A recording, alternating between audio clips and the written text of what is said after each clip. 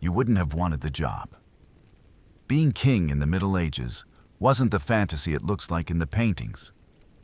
It was stress, disease, political suffocation, and the constant awareness that everyone around you, including your family, would probably rather have your seat than your company. The crown, for all its weight in gold, was mostly made of obligation. Let's start with what that actually meant. In the early medieval world, say around the 9th to 12th centuries, kingship wasn't a profession. It was an accident of birth wrapped in divine rhetoric. Most monarchs inherited the throne not because they were the smartest or strongest, but because they were the least dead relative of whoever ruled before. But legitimacy was fragile. A crown only meant something if people believed God wanted you to wear it. That was the linchpin of the so-called divine right of kings, a theological insurance policy that made rebellion not just treason, but blasphemy. Still, it didn't always work. The English alone cycled through an impressive series of royal disasters. Edward II murdered in captivity, allegedly with a red-hot poker, though that may have been propaganda. Richard II deposed by his cousin Henry Bolingbroke, who became Henry IV. And of course, Henry VI, mentally unstable, periodically catatonic, presiding over the Wars of the Roses, one of the most chaotic family feuds in European history. So much for divine protection. Even in France, where the monarchy looked more stable, power wasn't absolute. The Capetian kings of the 10th century ruled little more than the lands around Paris. The rest of the kingdom belonged to semi-independent lords who technically owed loyalty to the crown but acted like small gods on their estates. A medieval king's life was a daily negotiation, a balancing act between keeping his nobles close enough to obey and far enough not to stab him. That's why so much royal life was performative. Ceremony was power, or at least the illusion of it. When Louis IX of France held court, everything from how many steps he took to how he held his scepter was choreographed. The spectacle wasn't vanity, it was strategy. A visible hierarchy was easier to maintain than an invisible one. The medieval mindset believed the king wasn't just a ruler, he embodied the kingdom. His body was both political and mystical. If he was strong, the realm was strong. If he was ill, crops failed. That's why coronations were half religious rituals, half state propaganda. The anointing oils, the relics, the oaths, all were meant to bind flesh to faith. You weren't just crowned. You were consecrated, turned into something more than human, but less than free. And the price of being chosen by God was high. The king's life was a spectacle of exposure. There was no privacy. The concept didn't exist. You woke, ate, and slept under watch. You were dressed by attendants, your food tasted for poison, your letters intercepted. The medieval court was an ecosystem of surveillance. Even your bed wasn't always your own. Royal marriages were public matters, sometimes literally witnessed by priests or nobles to ensure the legitimacy of heirs. And heirs were everything.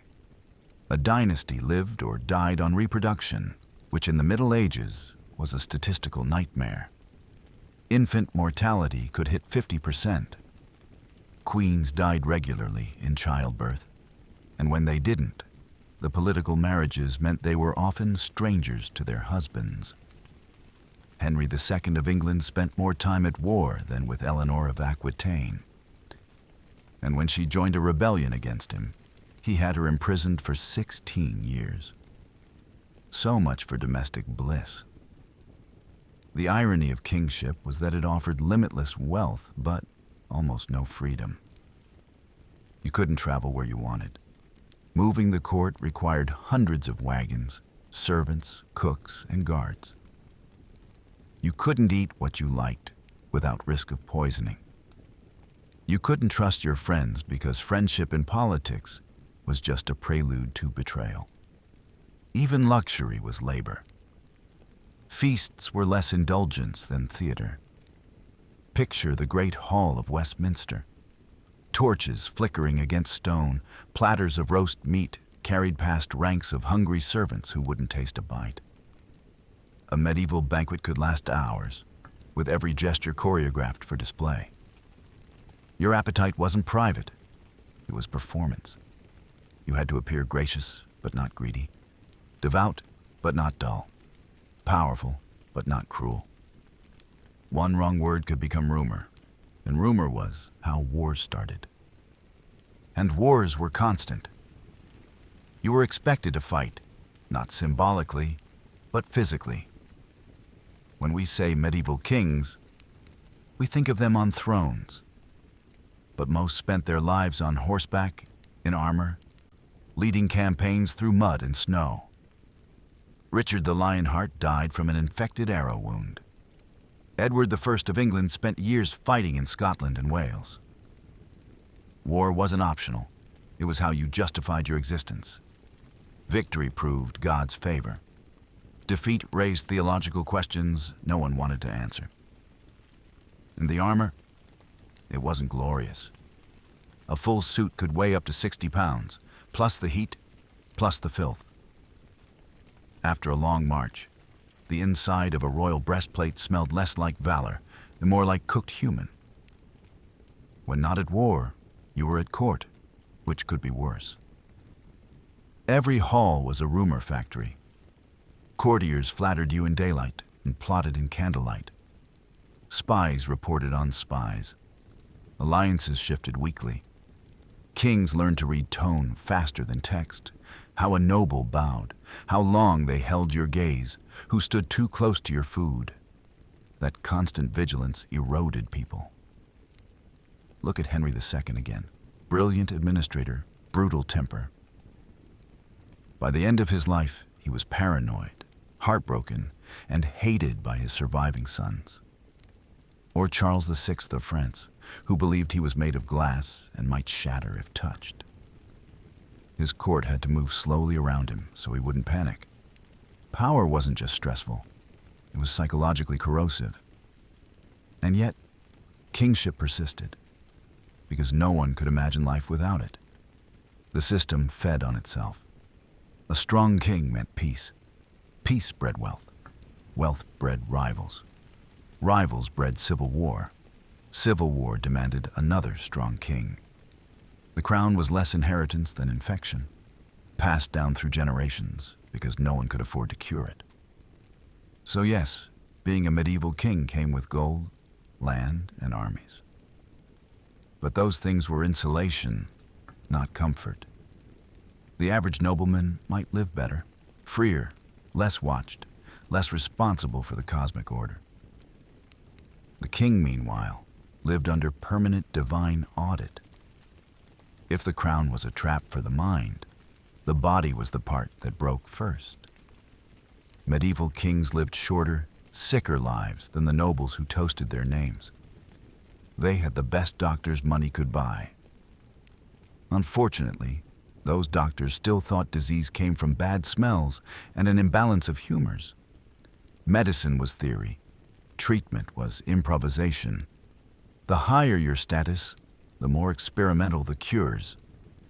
Consider Henry VIII of England, 1491 to 1547.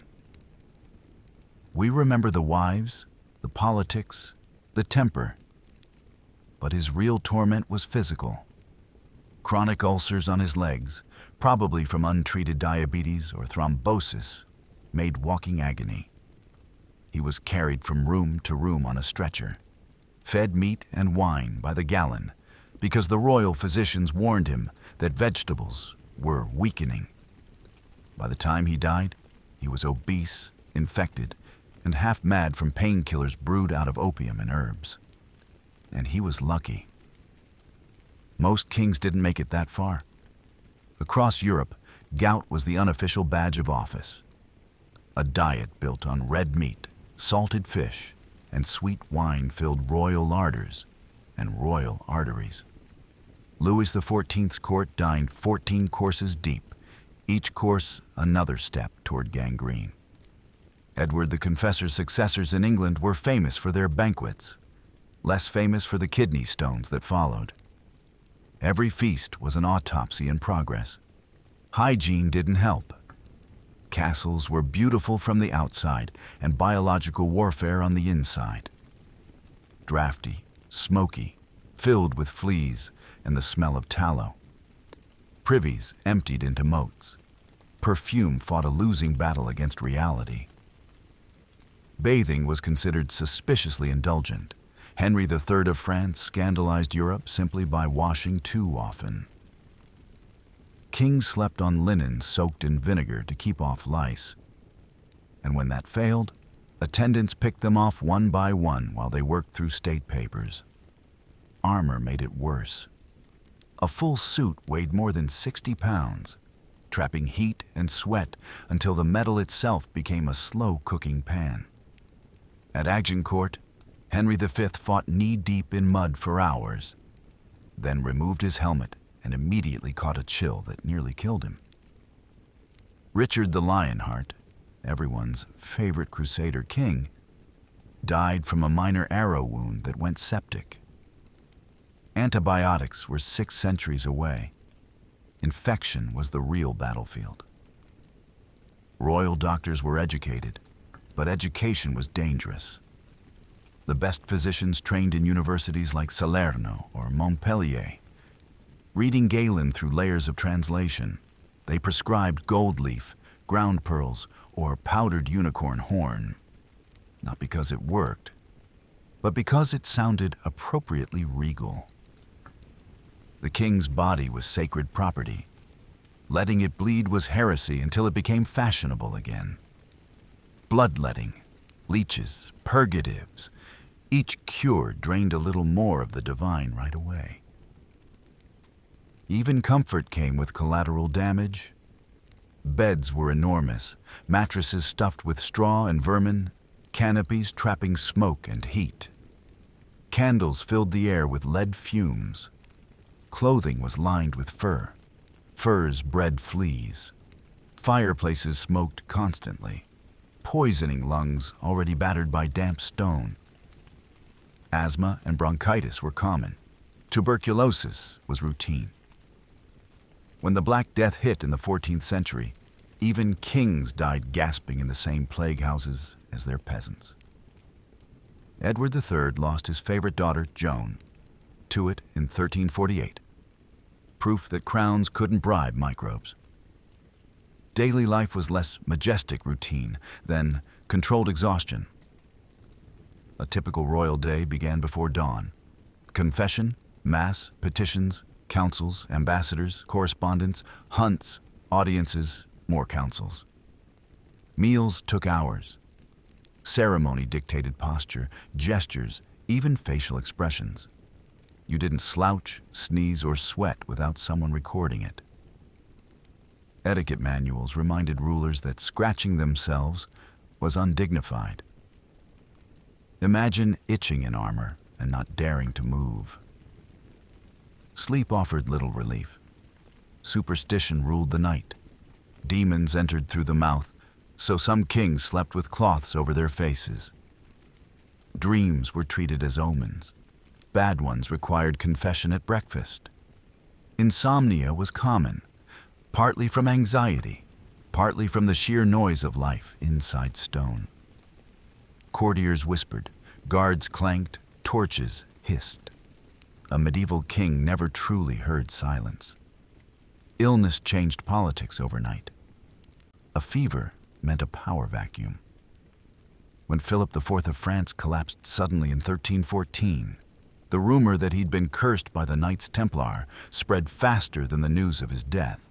When Charles VI began his psychotic breaks, believing he was made of glass, France split into factions before the doctors even agreed on a diagnosis. To be sick was to invite civil war. Because the king's body was public property, it was never allowed to rest. Even death required choreography. The dying monarch was expected to perform repentance in real time, summon heirs, confess sins, distribute alms, draft a pious will. No one wanted to see their ruler die messily. It ruined the theology. But most did. Edward I died on campaign. William the Conqueror exploded, literally, when his corpse burst during embalming. The chroniclers describe the smell entering the cathedral as divine punishment. For all their power, medieval kings were medical experiments in real time, living proof that wealth can't buy immunity, and that knowledge without science is just theater. They were eaten alive by privilege, fed too much, moved too little, diagnosed by men who quoted Aristotle while bleeding them into silk basins. If the royal body was a slow betrayal, the mind was a battlefield that never stopped burning. Medieval kings were born into a kind of gilded isolation, surrounded by noise, flattery, and surveillance, but almost never honesty. Every smile was a calculation, every toast a test, every silence a potential coup. To rule was to live inside a mirror maze where every reflection bowed back at you, and you had to guess which one was real. Medieval politics was paranoid by design. Kings relied on councils and courts, a labyrinth of nobles, clerics, and advisors, to keep the realm functioning. But this also meant they lived constantly inside a pressure cooker of intrigue. Think of it like being trapped in an HR department where everyone carries a sword. Your most trusted advisor could be a spy for the Pope. Your cousin could be your heir or your assassin. Your queen might secretly be writing to her brother, who was raising an army. And your own sons, those precious symbols of succession, were statistically your greatest threat. The history of kingship reads like a clinical study in paranoia. Henry II of England's sons rebelled against him not once, but twice. Edward II was deposed by his wife, Isabella, and her lover. Richard II was murdered by his cousin Henry Bolingbroke. Henry IV died, convinced his crown was cursed.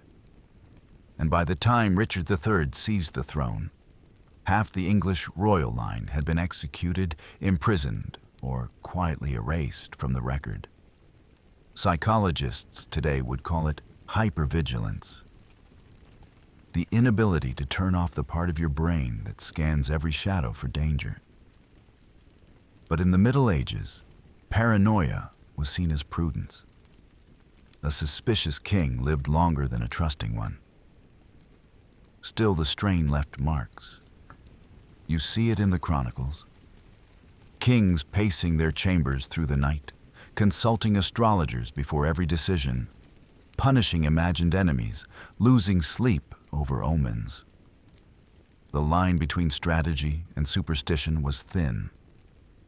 Medieval religion didn't help. If the king was God's anointed, then every failure was a divine message.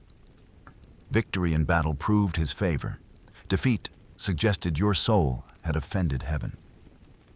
This was theology as anxiety disorder. Take Louis IX of France, later canonized as Saint Louis. By all accounts, he was a devout, intelligent man, a reformer who built hospitals and codified law. But he also believed his personal purity determined the fate of his people. He scourged himself for his sins, went on 2 disastrous crusades, and died of dysentery in a foreign desert, convinced he was earning salvation through pain. Or Charles VI of France, nicknamed Charles the Mad. His reign began with promise. Handsome, generous, widely loved. Then at 24, something in his mind broke. During a military march, he suddenly attacked his own knights, killing several before collapsing. For the next 3 decades, his lucidity flickered like candlelight. He believed his bones were made of glass. He refused to let anyone touch him. He forgot his wife, his children, his name. France effectively lost a monarch, but couldn't admit it. So courtiers ruled in his name while pretending he was fine. It was the most elaborate cover-up in medieval history. Even competent rulers were haunted by the weight of expectation. Frederick II of the Holy Roman Empire, one of the most educated men of the 13th century, spent his life trying to balance reason and religion. He spoke 6 languages, studied falconry, astronomy, and medicine. But the church branded him the Antichrist because he dared to question dogma. The more he thought, the more he was feared. That's the paradox. Intellect made kings dangerous to their own institutions. The job didn't want thinkers, it wanted survivors. The mental toll wasn't just spiritual, it was mathematical. The sheer volume of decisions, wars, taxes, marriages, alliances, never stopped. Bureaucracy existed, but only barely. The average royal workday could involve dozens of petitions, disputes, and audiences. Delegation was risky. Trust was currency. So the king learned to compartmentalize. He built walls inside his head, one for faith, one for fear, one for the performance of power. The court called it dignity. Modern psychology would call it dissociation. Even the quiet moments weren't safe. Medieval rulers were surrounded by ritual because ritual filled the silence. A moment alone was dangerous. It invited thought. When King John of England signed the Magna Carta in 1215, he didn't do it out of enlightenment. He did it because exhaustion had replaced ego. And then there was prophecy. Medieval Europe lived in a constant state of eschatological suspense. The belief that the end of the world could arrive any Thursday. Kings employed astrologers, dream interpreters, and mystics to read the heavens for hints. The Pope might excommunicate you on a Tuesday. A comet might erase you by Friday. Imagine trying to lead under those conditions. Believing you ruled by divine right, while suspecting divine punishment, was one bad decision away. The weight of sin was political, and the cure was confession. But who does a king confess to when everyone around him profits from his guilt? The result was often madness, not sudden, cinematic madness, but a slow corrosion of clarity. A king began his reign believing in divine order and ended it talking to ghosts. And yet, we still romanticize the crown, the glory, the grandeur, the pageantry. What we forget is that behind every shining coronation portrait is a man who probably hadn't slept in days, couldn't trust anyone in the room, and feared God more than his enemies. By the end of the Middle Ages, kingship wasn't just a job. It was a psychological experiment that lasted centuries. If the mind didn't destroy the king while he breathed, legacy finished the job after he was gone. The crown never really left the skull. It just found a new head to crush. In the medieval world, death wasn't an ending. It was a transfer of liability. Dynasties depended on smooth succession, but smooth successions were rare. The idea of an heir was simple in theory and catastrophic in practice. Too many sons, and they tore the realm apart. Too few, and the bloodline died.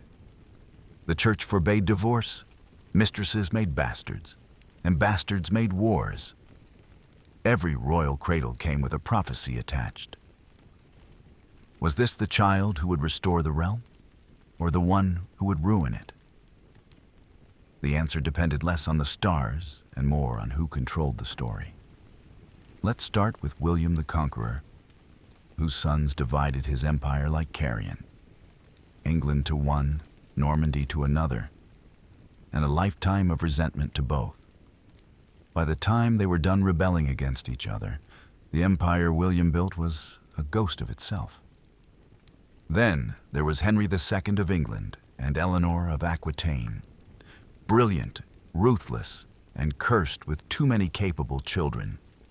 Richard, John, Geoffrey, and Henry the Younger spent their lives fighting their father and each other. The Plantagenets wrote the textbook on dynastic self-destruction. The sequel ran for 300 years. But legacy wasn't just a family matter. It was a public project. A king's afterlife depended on scribes and monks, men with ink-stained fingers, who decided what posterity would remember. Chroniclers were the first PR teams. They recorded every campaign, every illness, every scandal, then edited out the inconvenient parts for whichever heir paid them more. The result wasn't history so much as hagiography, propaganda written in Latin. Even Charlemagne, the father of Europe, owed his saintly reputation to public relations. His empire fractured within a generation. His sons fought like jackals.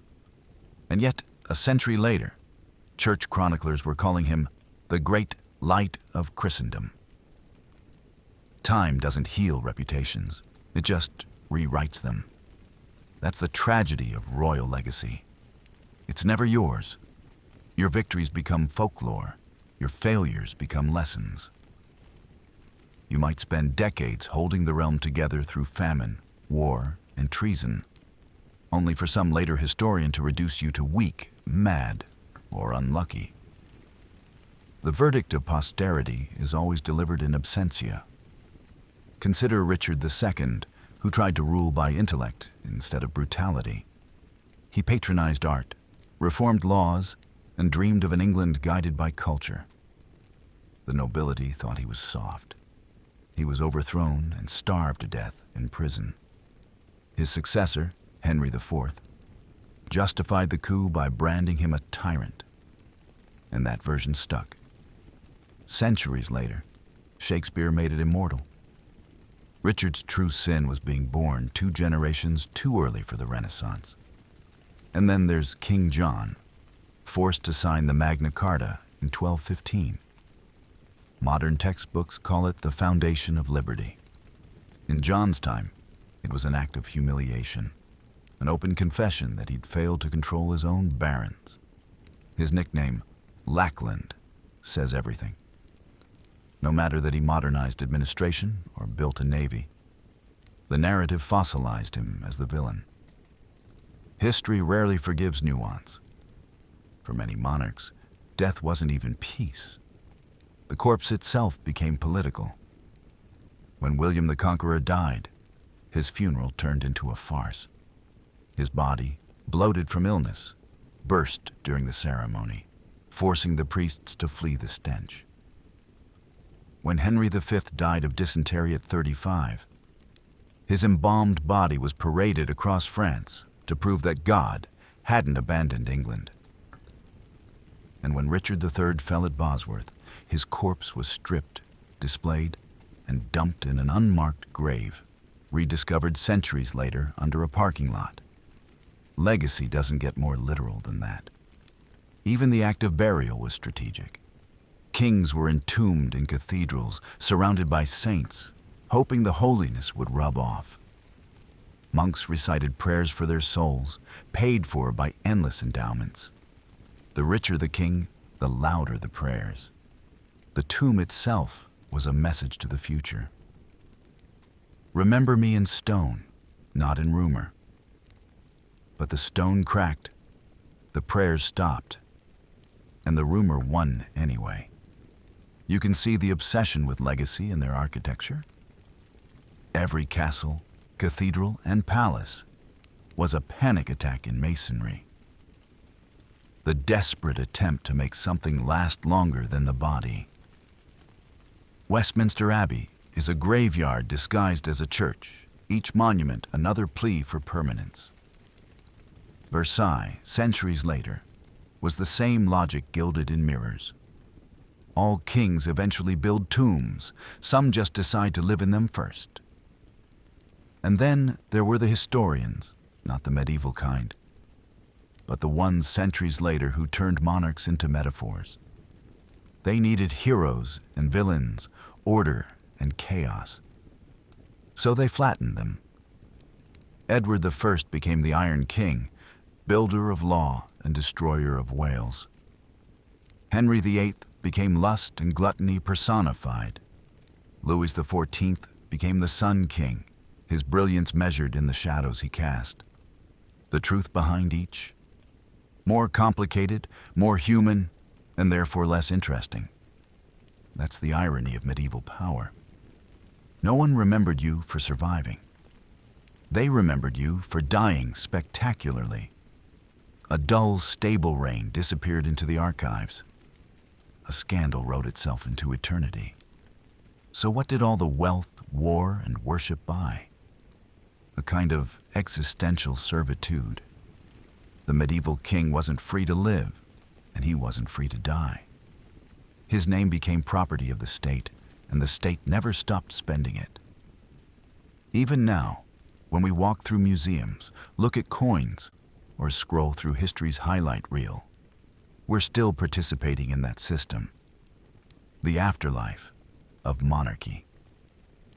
To be a medieval king was to lose twice, first to your enemies, and then to your biographers. And yet, there's something hauntingly human about it. The attempt to control memory, to outlast mortality by carving your initials into time.